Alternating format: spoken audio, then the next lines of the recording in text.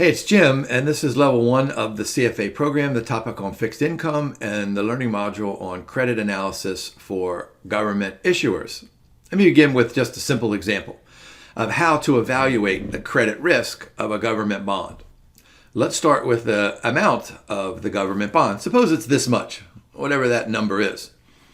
To evaluate the credit risk of that particular government entity, we need to compare this total bond amount with the ability of that government entity to generate tax revenues. If the tax revenues are this much, well, that sounds an awful lot like that this bond will have low credit risk. If the ability to generate tax revenue is this much, then that sounds like high default risk or high credit risk. Now, this is a super simple example, and there are different layers and levels inside of credit analysis for government issuers, but lots of what we're going to talk about here in this learning module was mentioned in the learning module on credit analysis for corporate issuers. But we do have some subtleties, and you'll see that in the, oh, and by the way, isn't this great news? Only one learning outcome statement. So this is the special consideration. So I want you to think about what we talked about in that previous learning module where we were comparing the bond issue with the ability of the corporation to generate operating cash flows. So lots of stuff that applied back then remains here, but we have some extra issues. So let's go ahead and talk about those special considerations. Now, the terminology inside of this learning module is a sovereign bond, which of course is a national federal government bond, and a non-sovereign government bond, which is a local government bond. And then there's some other differences and other possibilities. We'll talk about that at the end of this slide deck. I ask this question to my students all the time. Why does this particular government entity, whether it's a national or a local government entity, why do they issue bonds? And the answer is almost always because that government entity spends too much.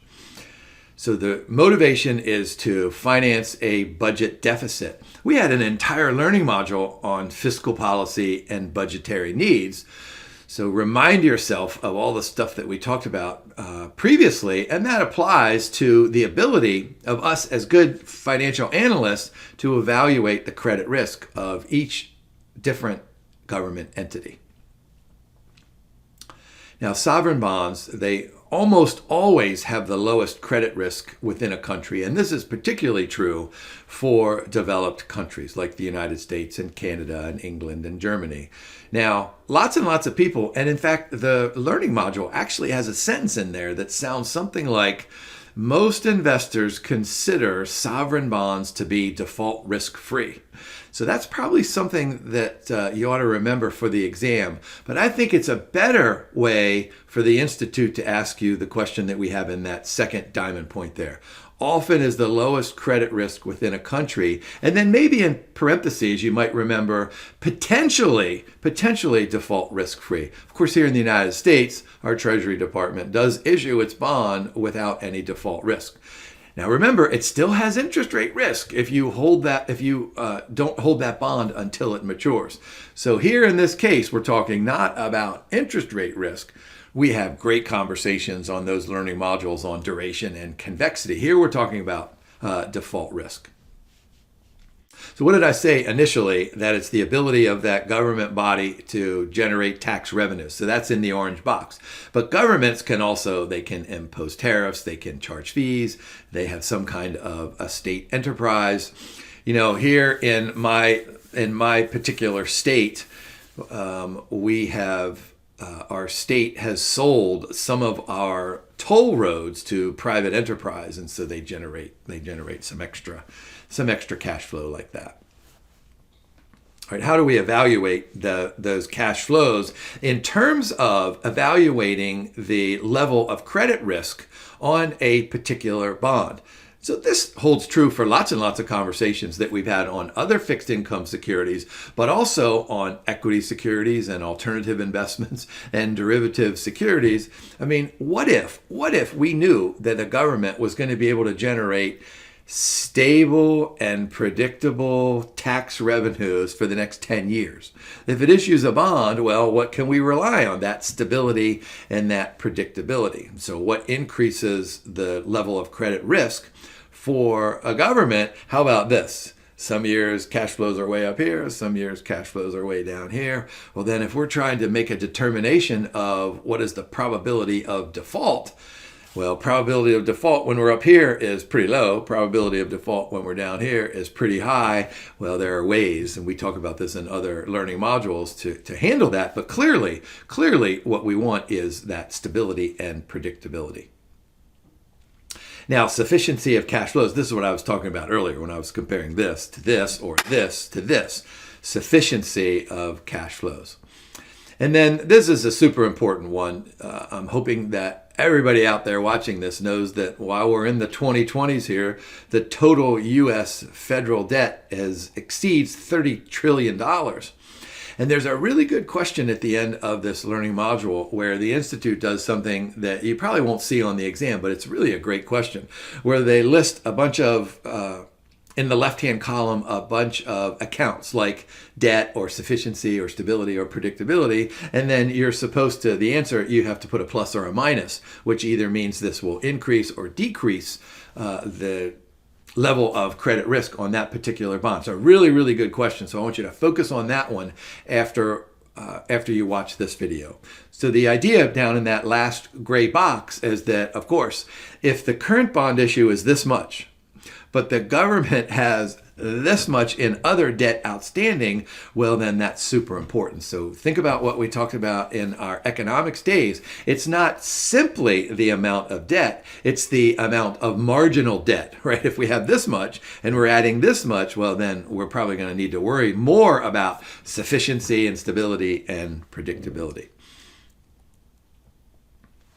Now, note we're going to have, look in the purple up there, we have qualitative factors, and then we're going to have quantitative factors. And so this is a big part of this learning module where the Institute says something like, all right, we've taught you about qualitative methods of evaluation and quantitative methods of evaluation. So let's use those tools and apply them to government issues.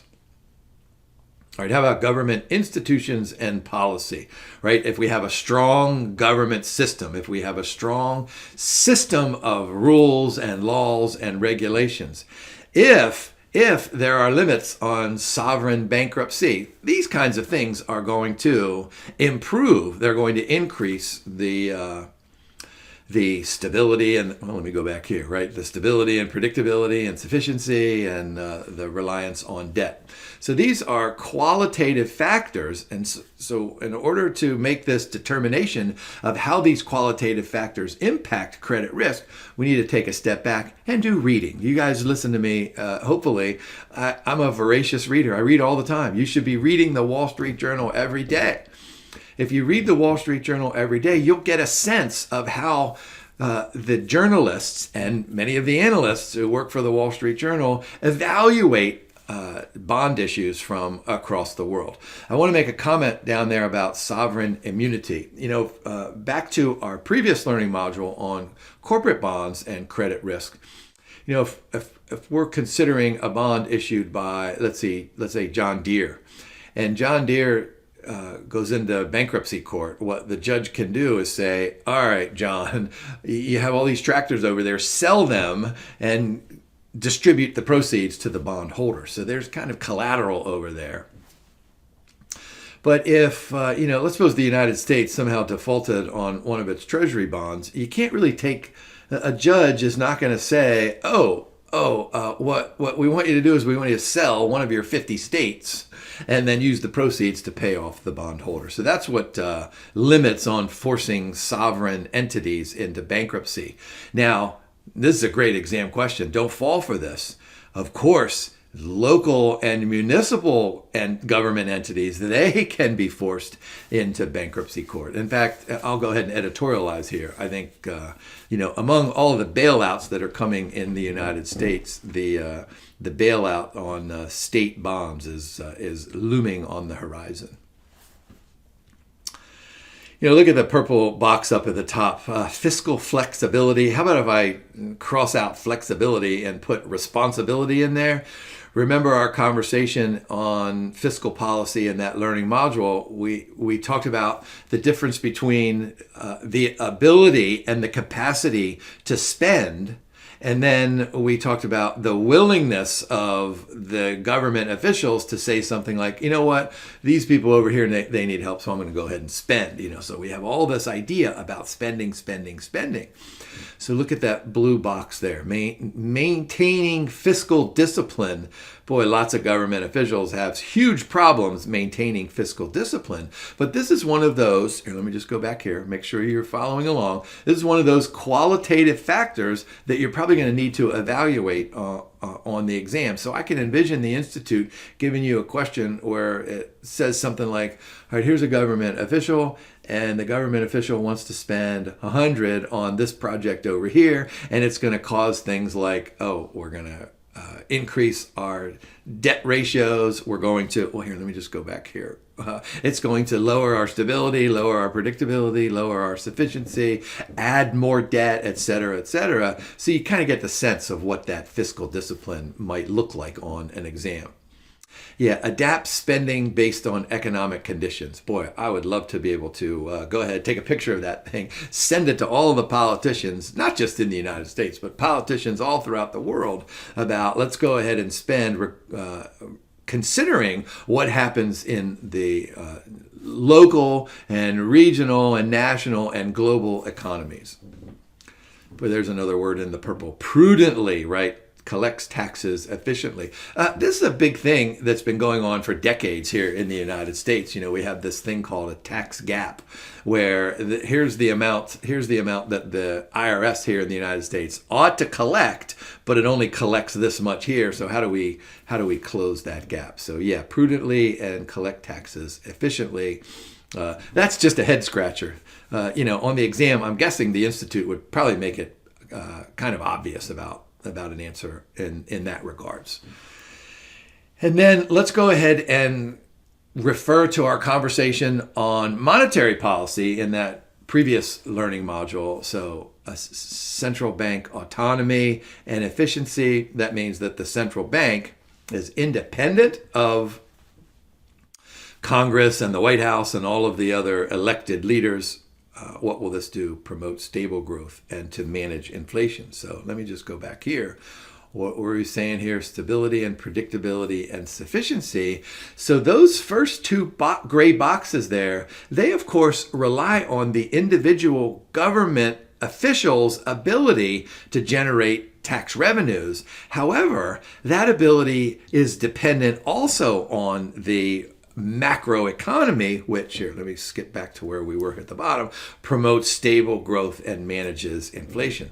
So if you have a central bank that is doing all sorts of crazy things, then that's probably going to leak down into sovereign bonds and non-sovereign bonds.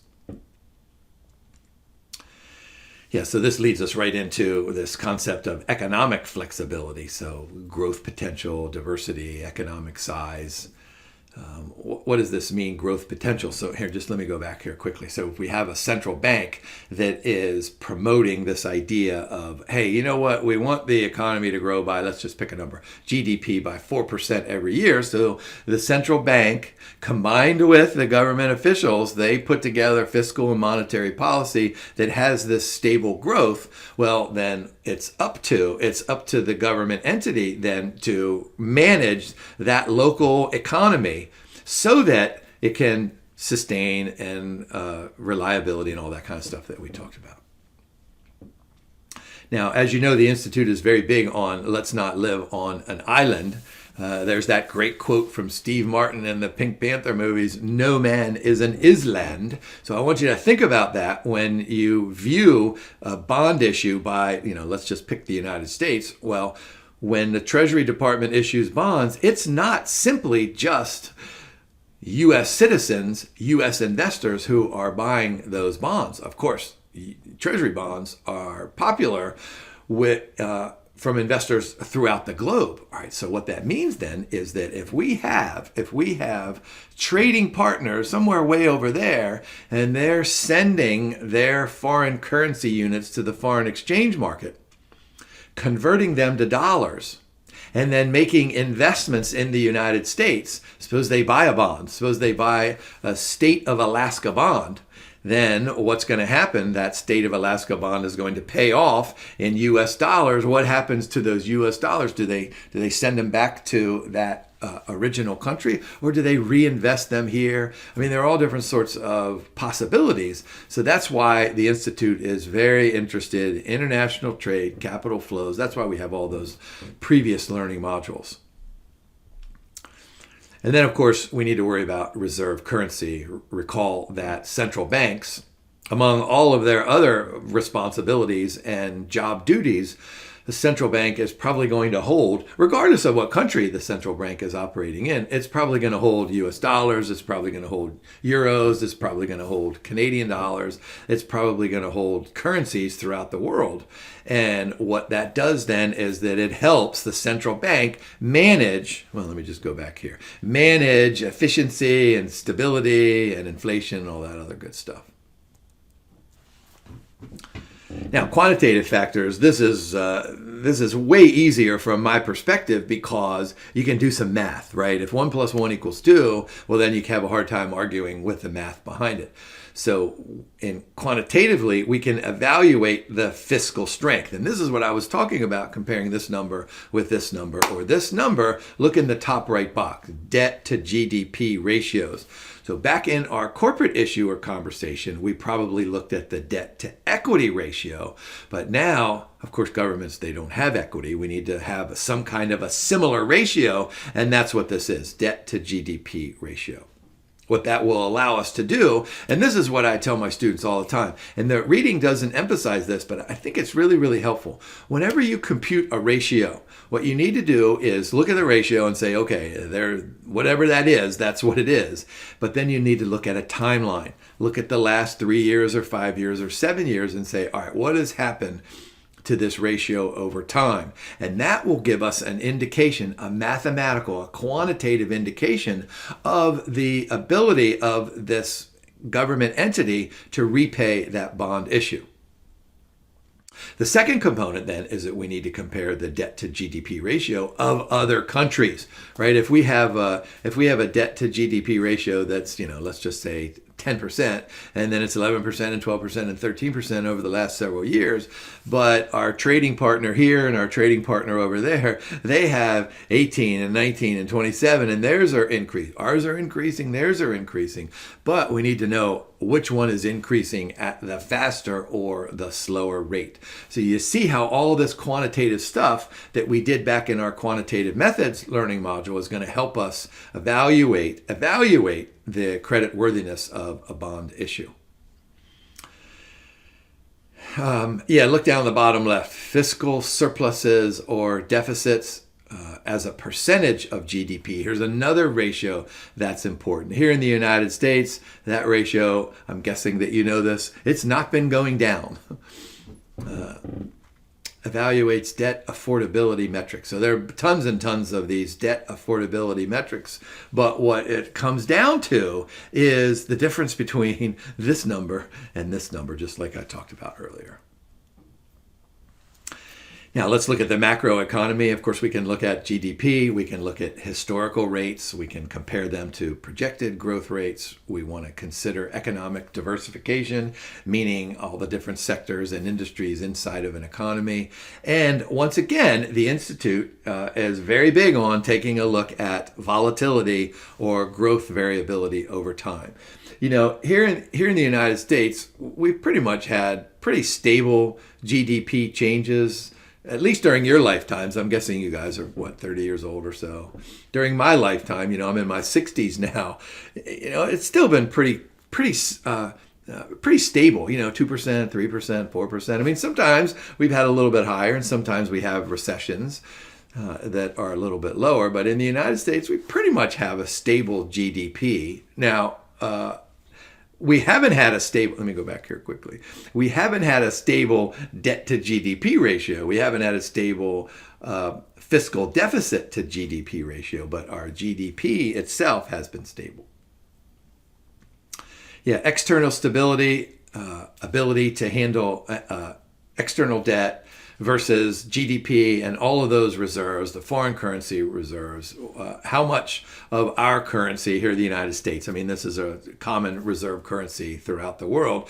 So think about what this means. Look at our illustration over there. You know, there's a picture of the globe. And what does that mean? That means that we need to see the entire world. We need to look at the global economy, look at each country and see how much has that particular country issued in bond. What is its tax efficiency? What are all those questions that we've addressed so far?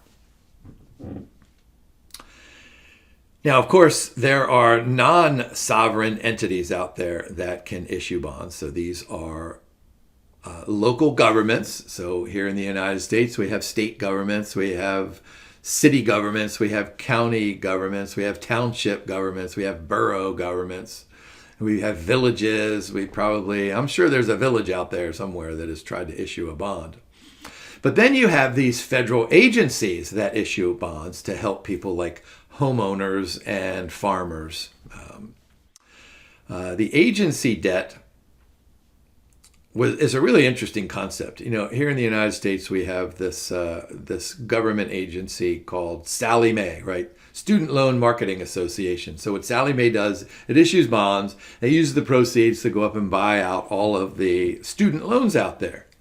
Now, the interesting thing is that even though this is a government agency, it's a federal government agency, it ought to have some credit risk. But boy, notice what it says there in the purple. Implicit or explicit sovereign banking. Because when Sallie Mae goes bankrupt, or Fannie Mae goes bankrupt, or Freddie Mac, the federal government is probably going to step in and bail them out. But that's probably not an exam question. Remember that these agencies have very, very low credit risk. Now look at the orange box down at the bottom.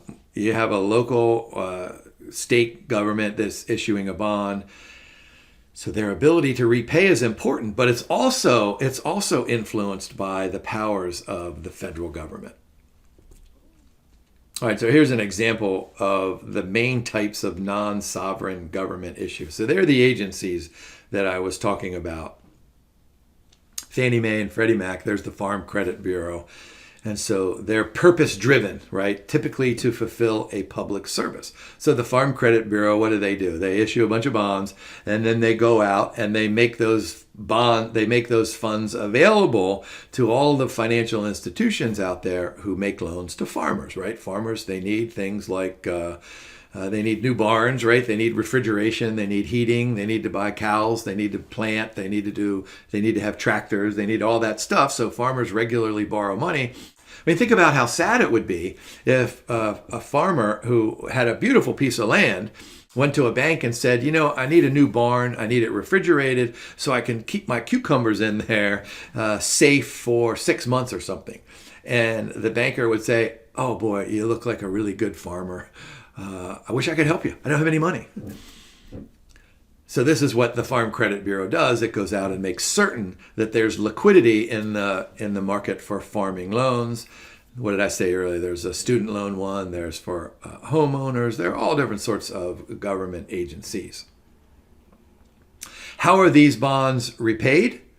Well, when the farmers, when the homeowners, when the students repay their loans, well, then those repayments then go back to the original bondholders. Look at the blue box up at the top, the Supranational Issuers. These are really, really interesting things. This is where supra means a couple of different nations get together. And it's not the federal government inside of those nations. They're organizations inside of those different countries. You probably have heard, maybe some of you even work for the World Bank or the IMF. The Institute in its learning module talks about a couple of these and mentions what they're doing. I'm going to go ahead and mention one that my students and me over the years have taken a little bit of an interest, more than a passing interest. There's one called the African Development Bank. If you go to the African Development Bank webpage, one of their goals is to improve agriculture between and among the countries of Africa. And their mission is, it's right there at the top of their first page, is to, reduce poverty in Africa. One way to do that is to improve the water supply, improve irrigation, improve sewage treatment, improve all that stuff. So what the African Development Bank does, it issues bonds and it makes loans available to, farmers or whoever has an idea for improving irrigation or any of that kind of other stuff. So when those loans pay off, then those bonds get repaid. And then regional governments, I've talked about that there, and government sector banks and development financing. That should make perfect sense there. Here's a summary slide of what I've been talking about on that last particular slide. So supranational, multiple sovereign governments, common global goal, World Bank, creditworthiness, mirrors their strategic importance. That's probably a good sentence to memorize for the exam. Regional government, so these are states and provinces. What do? Their debt issuance structure differs. Completely different across nations. So you'll have to dive in to the details of the bond contract. Here in the United States, most of these I want to say all, but I hesitate to say all, but how about if I say almost all of these bonds are rated individually? I can't think of any state that would have the bond rating that is considered to be default risk-free. Now, how about these local or municipal bonds? So they're in generally two types: general obligation bonds. I ask my students this all the time. What do local governments issue these general obligations for? Well, for general purposes. This sounds an awful lot like, we have a budget deficit, so we're going to go ahead and issue a bond for general purposes. They're repaid by that municipality's ability to tax. So that's that second gray box there, rely on the issuer's power to tax. They're very similar to sovereign debt with some variations. These are typically unsecured bonds. So what are these used for? Things like just school systems and general roads, police stations and fire departments, and almost anything that you can think of that a local municipality would spend money on. So here's the great exam question. Of course, you need to know the definition of a general obligation bond, but then what does the creditworthiness depend on? Local business climate, of course. What did I say earlier? There was an Alaska bond. So Alaska has its own economy, and then compare that to, let's say, a Maine bond, since that's fairly far away geographically. Maine has its own economy, right? They're both cold, I think. I think they're both cold. Although, have you guys watched my new favorite show, The Maine Cabin Masters? My wife and I love watching that. So that local Maine economy is probably completely different than the Alaskan economy. So what are those two business climates? So you might find that Maine and Alaska, they each have a 20-year bond. The coupon rate is 10%. They're using it to build, let's say, a sewer system or something, or a library. Are those going to have the same credit worthiness? Probably not, right? Local business GDP might be different.